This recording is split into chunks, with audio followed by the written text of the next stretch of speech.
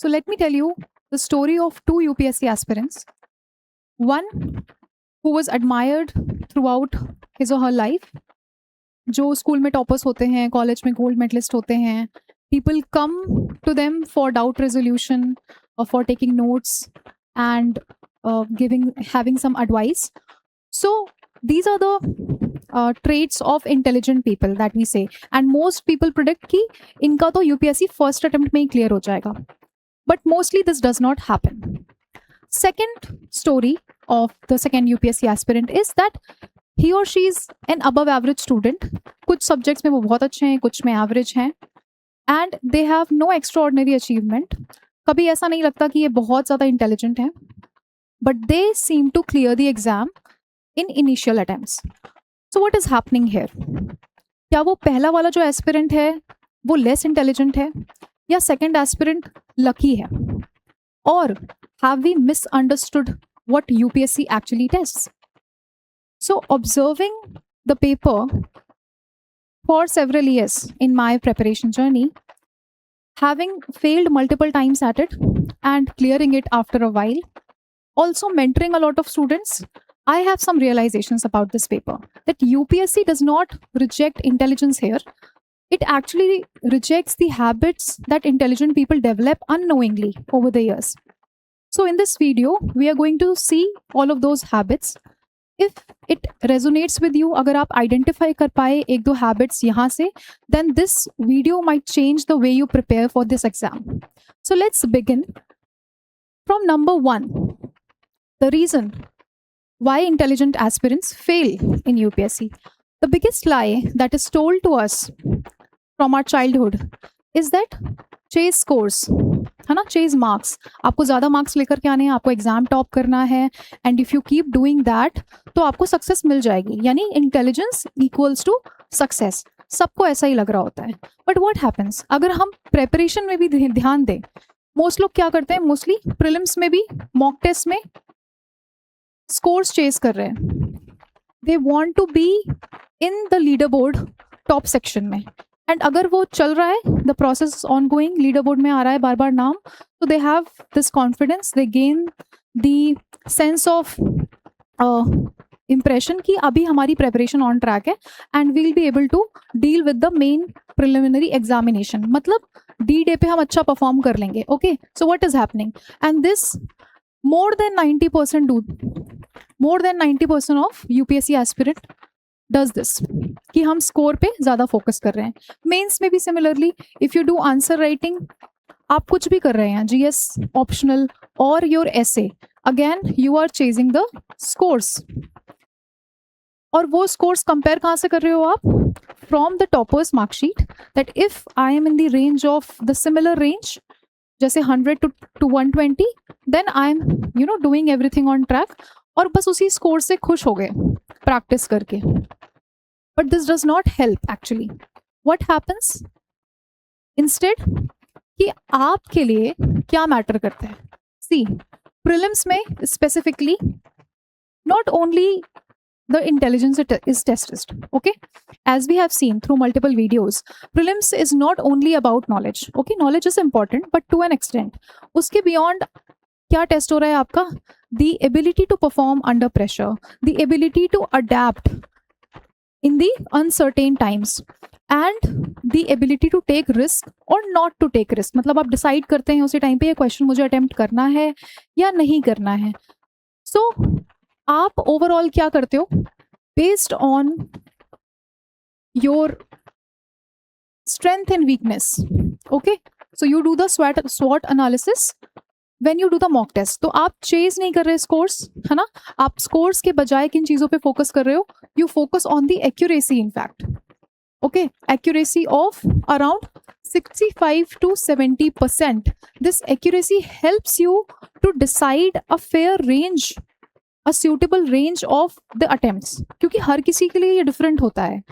ये myth के पीछे मत भागिए that you need to attempt this amount तभी exam clear होगा, या फिर आपको इतना score करना ही है तभी exam clear होगा. It is a relative game. तो you need to build on accuracy, not the scores. और accuracy के बिहाफ पे आप देखोगे overall, subject wise, overall paper में कितना क्या चल रहा है, आप उस एनालिसिस के बेसिस पे टेस्ट ऑन टेस्ट इम्प्रूव करते हो, ना कि स्कोर्स के पीछे भागते हो, ठीक है। सिमिलरली मेंस में, as we know, mains and PT both, ये दोनों ही जो एग्जाम है यहाँ पे एक्सप्रेशन मैटर्स। आपने पढ़ लिया, ठीक है, बट क्या आप उसको कन्वे कर पा रहे हो एग्जामिनर को, पहले तो on paper and then verbally. So here you are writing, so written expression है और यहाँ पे आपका वर्बल एक्सप्रेशन है।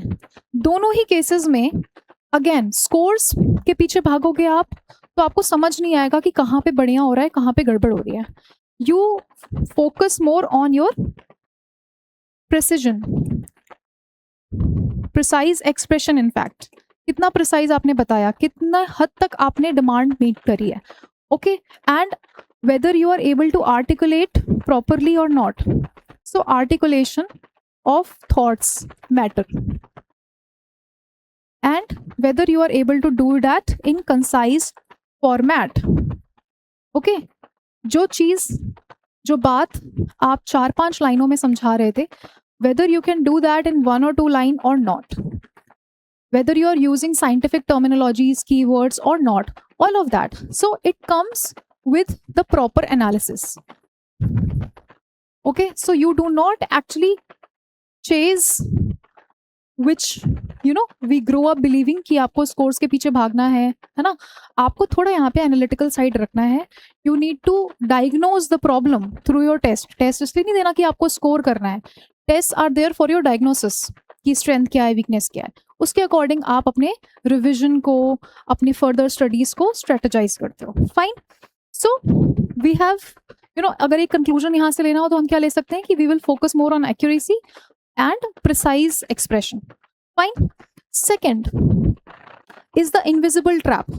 ये इनविजिबल ट्रैप क्या होता है, specially with the people who are intelligent, ठीक है। इंटेलिजेंस में आप क्या करते हो, you focus on the understanding which is good, है ना, ये जरूरी है, बट सिर्फ ये जरूरी नहीं है, okay. So this is actually essential but this is not enough. You need to replicate और transform this understanding to your application, very important. तो होता क्या है, when you study you understand, आपको लाइन समझ में आ रहे हैं, आपको पूरा चैप्टर, पूरी टॉपिक समझ में आ रही है, and you feel that yes I am now prepared. So if you have let's say completed spectrum और Laxmikanth, you feel a sense of completion and you feel that हाँ अब तो मेरा हो गया prepare polity. But down the lane after 2 months, are you able to recall the facts? Are you able to connect various amendments and what was the reasoning behind those amendments? Are you able to interconnect various themes in different paper? अगर वो आप नहीं कर पा रहे हो, then what has happened? आप ना अंडरस्टैंडिंग पे फोकस करके आपने यहीं पे आप खुश हो गए, आपके ब्रेन को ये सिग्नल पहुंच गया कि yes we have achieve the outcome and now we are ready for the examination. तो कहीं ना कहीं फॉल्स इंप्रेशन ऑफ प्रिपरेशन है, एक illusion of confidence is there and that traps you under the preparation, ठीक है। आप प्रॉपरली अपने प्लान्स को एग्जीक्यूट नहीं कर पा रहे and rather I would say you are not able to utilize whatever you have studied, fine. तो ये इनविजिबल ट्रैप से बच के रहना है। You need to transform this understanding to application, fine. सिर्फ पढ़ने से नहीं होगा, okay. So next is very important, similarly the perfectionist problem. ये बहुत लोगों के साथ होता है, not only with people who are intelligent और दे सीम टू बी, ये हर किसी के साथ जो यूपीएससी प्रेपरेशन में मोस्टली अगेन होता है, दैट यू थिंक कि एक नोट्स मिल जाएंगे परफेक्ट, एक कोचिंग मिल जाएगी परफेक्ट, एक कोई फैकल्टी और मेंटर, ऐसा मतलब कुछ भी परफेक्ट मिल जाएगा आपको, और you will do some research एक परफेक्ट करके, ये सारी आपकी सोर्स ऑफ प्रिपरेशन हो जाएगी। और यू थिंक कि एक टॉपिक है and I will see 20 videos YT पे। सो 20 वीडियोज देख करके यू फील कि हाँ अब मुझे प्रॉपरली समझ में आ गया, ये कॉन्सेप्ट मैंने अच्छे से कर दिया। See it's good that you are focusing on excellence, आपको पता नहीं है बट हाँ आप एक्सेल करना चाहते हो and that is good, but ऐसा ना हो कि वो एक्सेलेंस के चक्कर में आप एक्चुअली में परफेक्शनिस्ट बनते चले जा रहे हो, है ना। You need that perfect timeline, perfect schedule, perfect execution. And when this does not happen, you feel frustrated. You feel that something is not going in your direction, और फिर आपके further और problems होते हैं similar जो अभी हम discuss करेंगे. So overall, you need to stick to one thing. You need not overdo any part of the preparation. आपको एक चीज पे रहना है, बहुत ओवरडू नहीं करना, क्योंकि पीएचडी नहीं करनी हमें, राइट? तो कहीं ना कहीं ये perfectionist problem, you know, it what it does, it drags you away from the exam orientation.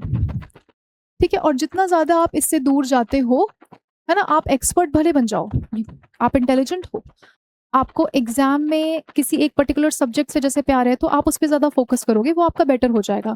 But in this paper, specially when we talk about mains, we need balance of all the papers. Although prelims में भी हमें balance ही करना है, but mains में specifically if you do not balance the scores, किसी एक में आपके ज़्यादा आ रहे हैं, किसी में बहुत ख़राब आ रहे हैं, तो eventually we will not be able to clear the mains and we will lose our attempt. ठीक है, तो ये परफेक्शन के पीछे नहीं भागना है. We'll try to maximize our excellence. ठीक है, डेफिनेटली आपको एक्सीलेंस चाहिए, बट कहाँ चाहिए, है ना, यहाँ पे देखना है एक्सीलेंस कहाँ चाहिए. जैसे अभी हमने डिस्कस किया, प्रीलिम्स में एक्यूरेसी की बेसिस पे आपको चाहिए कि इतने एक सेफ नंबर ऑफ अटेम्प्ट्स मैं कर लूँ that I am able to clear the cut off. ठीक है, एंड मेंस में भी your excellence part is that you are writing relevant. Okay, relevant expression होना चाहिए. ठीक है, so here we will focus more on our excellence part. ठीक है, उसके लिए बहुत ज़्यादा करने की जरूरत नहीं है. We have limited pages, 2 or 3 pages to write in the exam hall, so we need not study too much. You need to actually consolidate, है ना. तो बहुत सारे सोर्सेज के पीछे, चाहे वो टेक्स्ट वाइज हो या वीडियो फॉर्मेट्स में हो, नहीं भागना है. Then comes next is the inconsistency issue. Again a major problem, especially with intelligent people, because you seem to do over.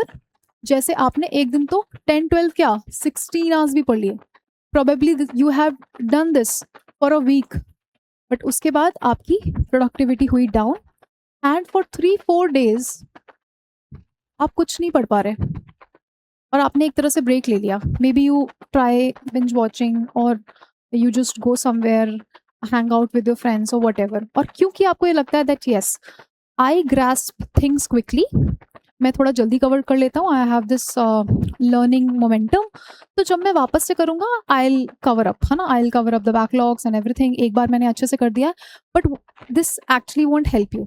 Why so? Because अगर आप let's say एक टैंक है, ठीक है, 2 लोग हैं, ठीक है, and one person fills let's say 15 liters every Sunday or a week. आप दूसरों को ले लो, and this person does that 5 liter but every day.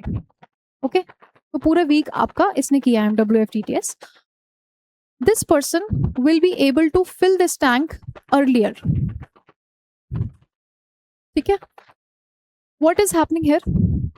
एक और एनालॉजी से समझ सकते हो आप, that if you have a racing car, है ना, फास्ट कार है वो, you are driving it, तो आप फास्ट तो चल रहे हो but you're not reaching the direction because you don't have the map.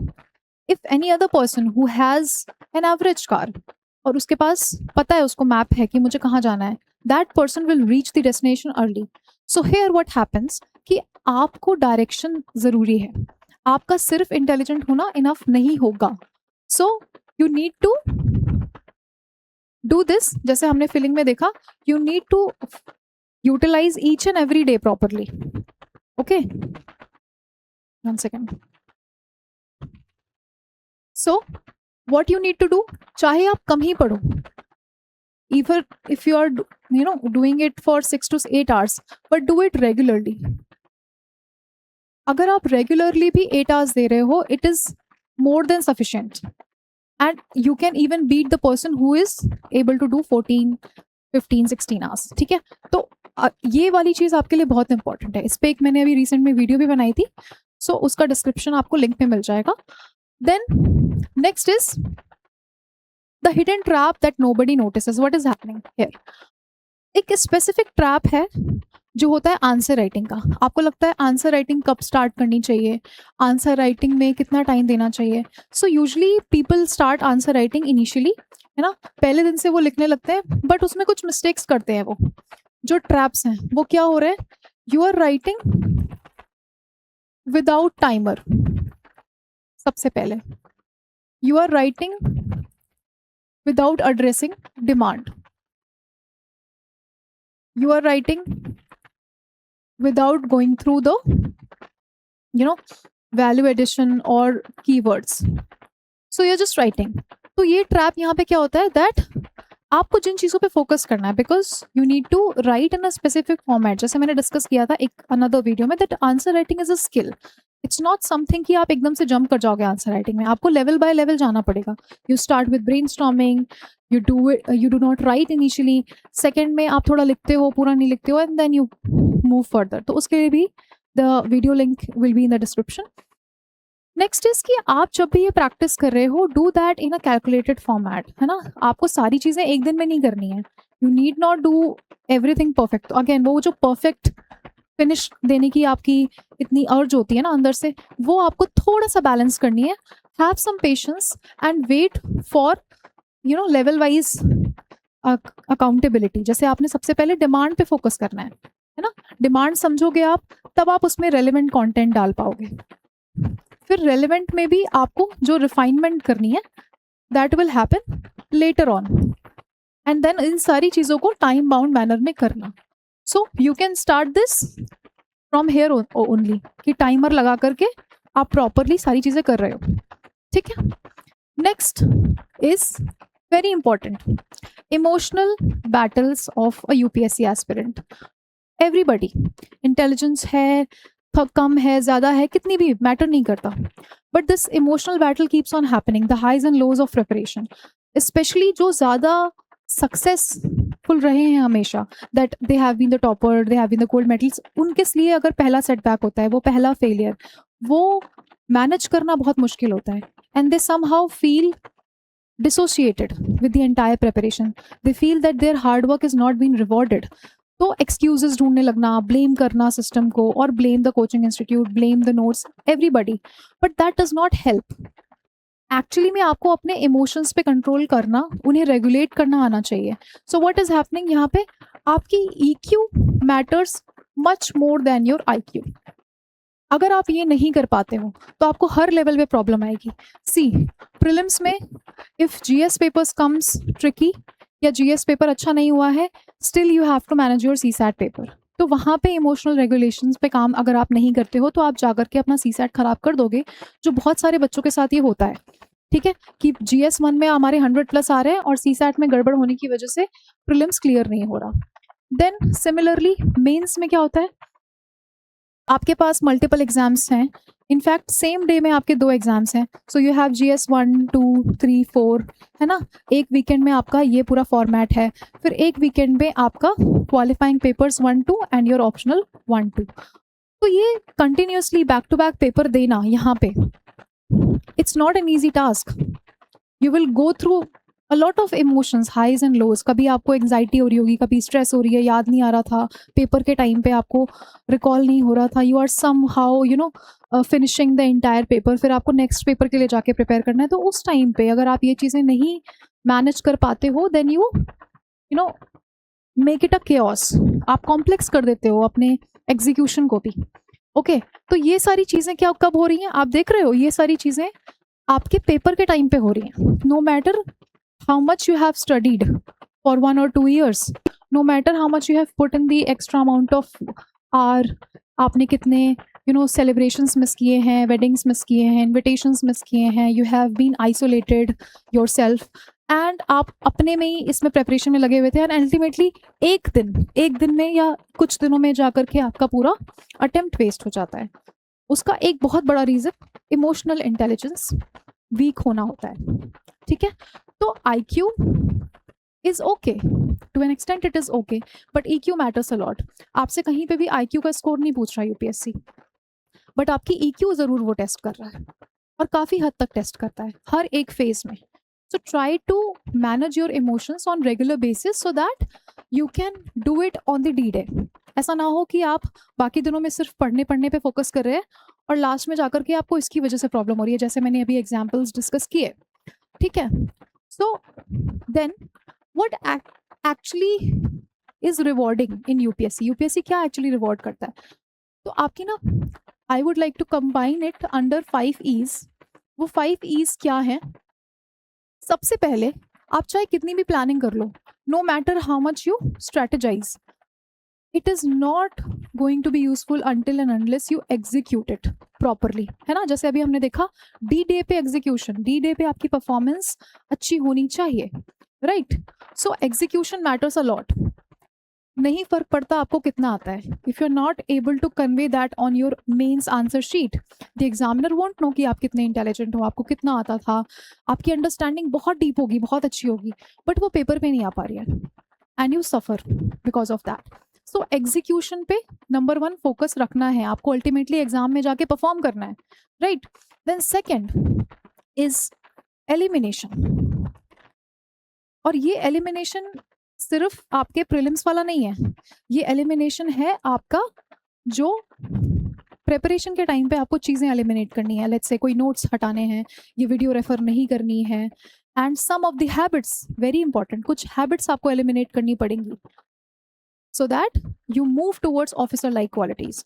तो वो हैबिट्स को एलिमिनेट करना, कुछ ऐसे लोगों को एलिमिनेट करना जो आपकी एनर्जी ड्रेन करते हैं, ठीक है, और कुछ ऐसे सब्जेक्ट्स के जो कुछ पोर्शंस होते हैं ना, जो आपको बिल्कुल ही पल्ले नहीं पड़ रहे, आप कितना भी मेहनत कर लो उनका आरओआई उतना ज़्यादा नहीं है, तो वो भी आप स्ट्रैटेजिक साइट में करोगे, but not everything.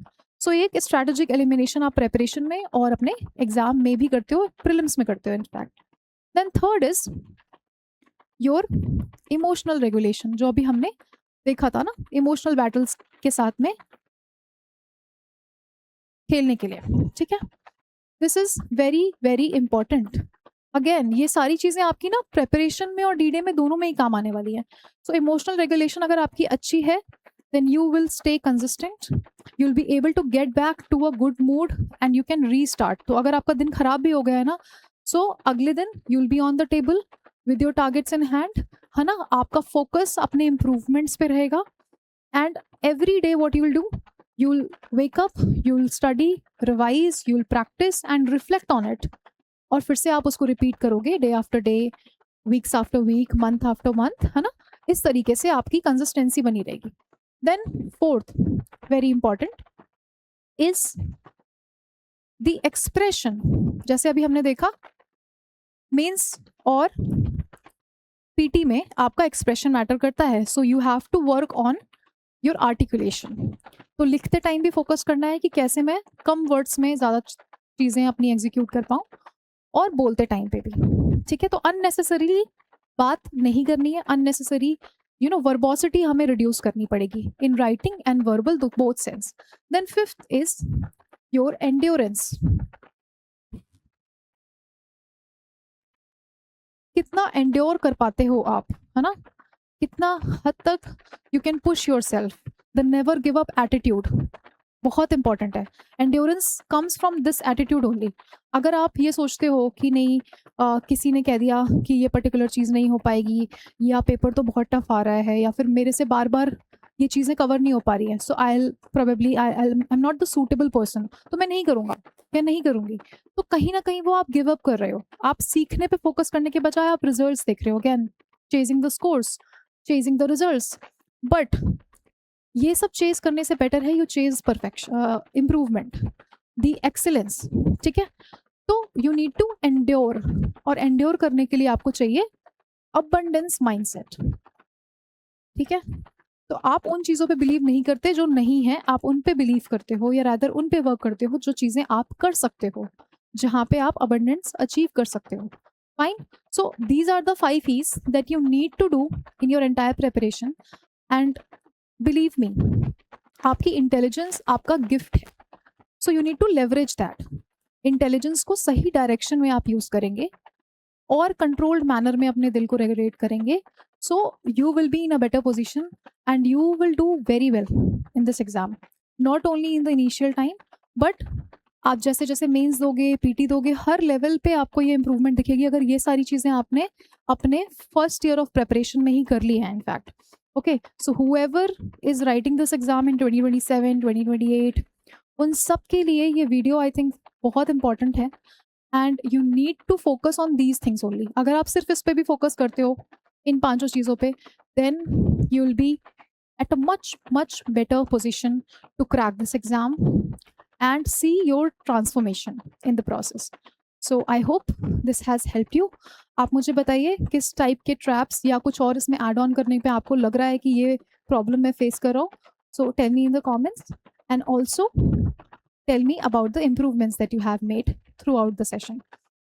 So I'll take to wrap up this session.